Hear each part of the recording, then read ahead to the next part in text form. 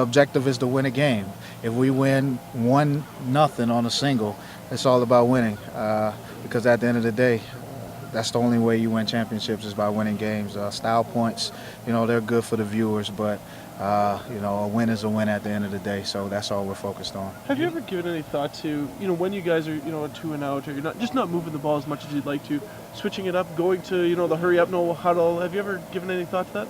Yeah, of course. I mean, you always want to do something to speed up the game a little bit. Maybe it'll, help you get into a better rhythm. But it's up to Coach Chaim and Coach Cortez. It's about, how they want the flow of the game to go. Sometimes you don't want to go no huddle because you want to, let the defense get a rest. A drive, they may be on a long drive. So it just depends on situations and circumstances, and, we'll see how it goes. You can't have success on every first down play, but where were you happy? 2nd and 6, 2nd and 7, even less than that? Whereabouts are you comfortable with things going? I think when you gain 5 yards on first down, you consider that a successful down. So I think you just want to put it in half. That limits the different looks that you can get defensively, and it's more of a manageable down. I mean, 10 yards, and even 8, 9 yards. That's in this league, that's a huge conversion. So you want to break that down in half on second down, and that makes it a lot easier.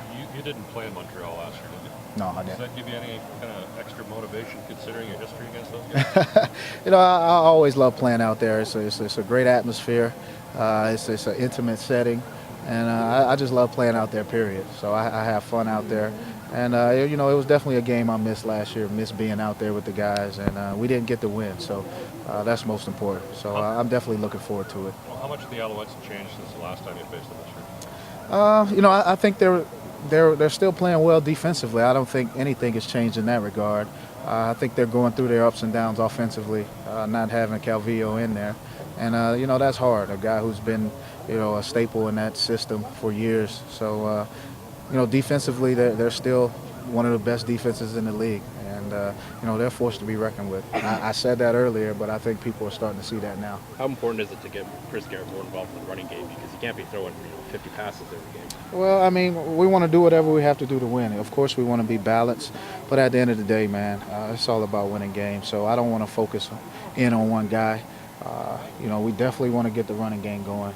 It makes us unpredictable, and it helps out on the play action and things of that nature. So, running the ball is definitely a big part of what we do. No, our game plan's our game plan. We just got to go out and do what we need to do, regardless of who we're playing. I'm sure that changes things for the coaches, but for us, we get given what we want to accomplish, and we're just out there to do what we're supposed to do. It is Montreal, but considering where the team is at right now, how big and important is a win this weekend? It's big because, we need to get back on the winning track. Not big season-wise, I'm not really sure, but right now, where we're at right now, we need to win because we just need to get back on a winning track and get that back to the winning feeling.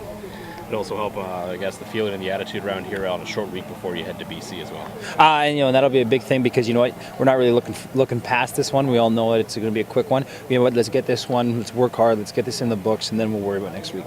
Can you pinpoint anything that's changed around the team over the last 3 weeks that kind of has made this streak happen? It just happens sometimes with football. Mentalities change, schemes change. You try different things, and it just hasn't worked out. And but that's pro football. Sometimes you win, sometimes you lose. It just sucks to be losing 3 in a row. If we'd have lost them dispersed through the season so far, it wouldn't be a big deal. It's just we were in a skid, and that's where the negative part comes.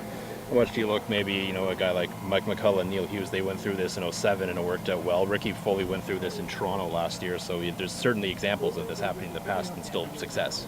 Yeah, and there's I think this happens to every football team. Realistically, you lose 2 in a row, sometimes you lose 3, and it happens. You just overcome it, and sometimes you get these losses and you build off of it, and then if the big test is going to be, can we build off it? Can we win this week, and then build off the win? Offensively, what maybe are some of the challenges you face against Montreal? Different quarterback. You're used to going to Montreal and having a static quarterback that just places the ball really well. They move the line of scrimmage a lot. They move the line. They get him moving. A lot of more option. You have to make sure he doesn't scramble as much. Things like that. So there's a little bit of pressure on us because they changed the game plan a little bit, which we're not used to. We played Montreal, but then again, we've watched film. We know what they're going to give us. How much has the Montreal game plan, I guess, changed without AC? Not a ton. We're doing different things just because we've been doing different things as the season's progressed. You look, 4 or 5 games ago, our thing seems to be changed of what we're doing now, and just goes not so much who we're playing, but just what we've been doing. What does Jerome Messon do well as a running back? He's a big body, hard to bring down, runs well, and he plays off his blocking schemes well. He's more of a downhill runner, so he does that well. But they haven't been running a lot, and hopefully we'll shut that down early and they'll get away from it. Does the 11 o'clock kickoff present a challenge at all? You know what? We're getting out there a day early, so we'll get used to the time change. It'll be 1 o'clock there, so we'll get used to it. It'll just mean some Rider fans will be getting up earlier.